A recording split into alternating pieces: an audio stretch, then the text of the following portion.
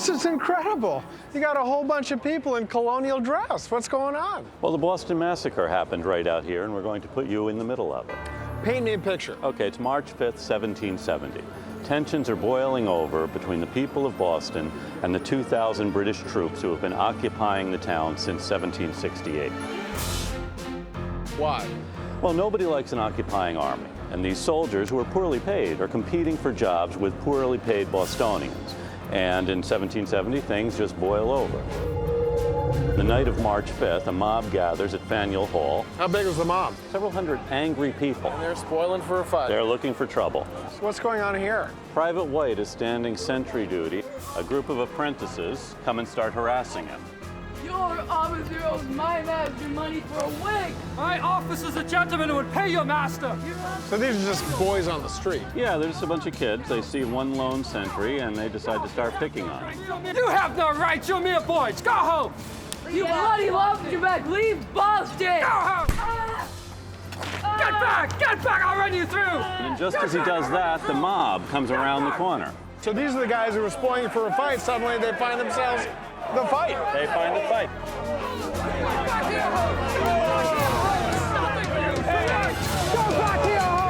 home! He calls for the main guard, and Captain Thomas Preston brings some soldiers down from the barracks, and their idea is they'll get White, bring him back to the barracks. These guys have their rifles leveled, they've got bayonets fixed. Why does the crowd think they're going to get fired up? Well, the crowd knows these guys can't shoot until they have read the riot act. The riot act. The riot act. That's a proclamation. This is an unlawful gathering. The people have 1 hour to disperse. If they don't disperse, then the soldiers can shoot. So they know they've got an hour to make all kinds of trouble. All right, there's a lot you can do to these guys in an hour. I mean, it's a reenactment. It's getting pretty intense. It is pretty intense. And then someone breaks through the crowd and attacks Private Montgomery.